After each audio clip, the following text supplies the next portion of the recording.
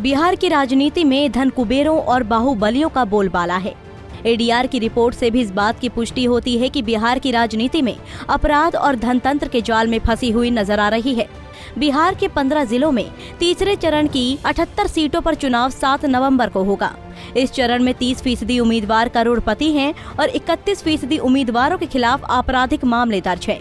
ADR की report के मुताबिक तीसरे चरण में उम्मीदवारों की औसत संपत्ति 1,47,00,000 करोड़ रुपए है और 24% उम्मीदवारों पर गंभीर आपराधिक मामले दर्ज हैं। बिहार इलेक्शन वॉच और एसोसिएशन फॉर डेमोक्रेटिक रिफॉर्म्स यानी एडीआर ने सोमवार को एक स्टडी रिपोर्ट में बड़ी अहम जानकारी दी है। तीसरे चरण की 78 सीटों पर चुनावी मैदान में उतरे 1,195 उम्मीदवारों ने नामांकन पत्र दाखिल करने के दौरान कई जानकारी दी है। 9 उम्मीदवारों का शपथ पत्र स्पष्ट नहीं होने के कारण उन्हें अध्ययन में शामिल नहीं किया गया। इस रिपोर्ट के मुताबिक तीसरे चरण में 361 उम्मीदवार हैं करोड़पति। बीजेपी के सर्वाधिक उम्मीदवार करोड़पति हैं। इस रिपोर्ट के मुताबिक बीजेपी के 34 कैंडिडेट में से 31 उम्मीदवार करोड़पति हैं, जबकि कांग्रेस के 25 में 17 उम्मीदवार हैं, यानी 68% कांग्रेसी उम्मीदवार करोड़पति हैं। तो आरजेडी के 44 में से 35 कैंडिडेट्स करोड़पति हैं। इस लिहाज से आरजेडी के 80% उम्मीदवार करोड़पति हैं। वहीं जेडीयू के 37 में 30 कैंडिडेट करोड़पति हैं, यानी तीसरे चरण में जेडीयू के 81% उम्मीदवार करोड़पति हैं। तो लोक जनशक्ति पार्टी के 42 में से 31, तो बीएसपी के 19 में से 10 उम्मीदवार करोड़पति हैं।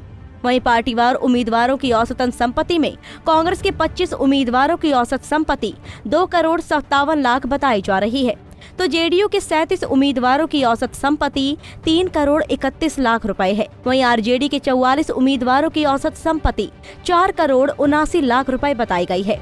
तो लोजपा के 42 उम्मीदवारों की औसत संपत्ति 3,14,00,000 रुपए है। वहीं बीजेपी के 34 उम्मीदवारों की औसत संपत्ति 3,86,00,000 रुपए है। तो बीएसपी के 19 उम्मीदवारों की औसत संपत्ति 3,36,00,000 रुपए है। इस लिहाज से तीसरे चरण में 30% उम्मीदवार करोड़पति हैं, यानी बिहार की राजनीति में धन तंत्र का प्रयोग बढ़ता ही जा रहा है। बिहार के सबसे अमीर कैंडिडेट वारिसनगर से रालोसपा के उम्मीदवार बीके सिंह है।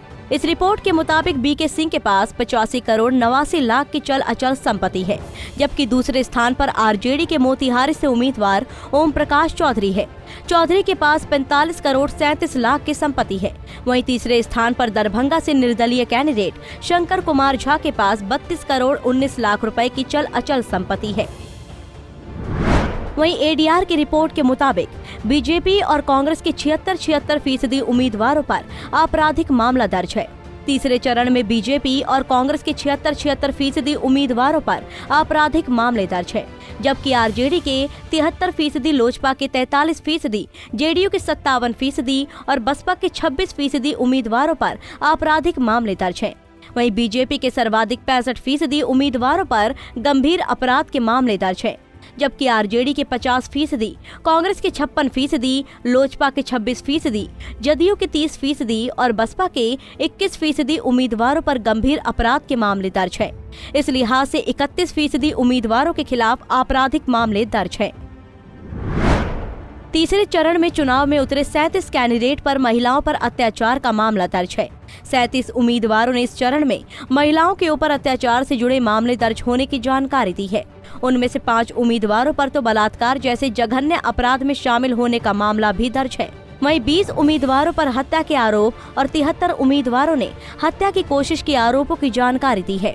तीसरे चरण में 78 में 72 निर्वाचन क्षेत्र संवेदनशील है, यानी तीसरे चरण की कुल 92% सीट संवेदनशील क्षेत्र में आता है। इस लिहाज से देखा जाए तो बिहार की राजनीति में धीरे धीरे धन बल और बाहुबल का प्रभुत्व कायम हो गया है, जो लोकतांत्रिक राजनीति के लिहाज से कोई शुभ संकेत नहीं है।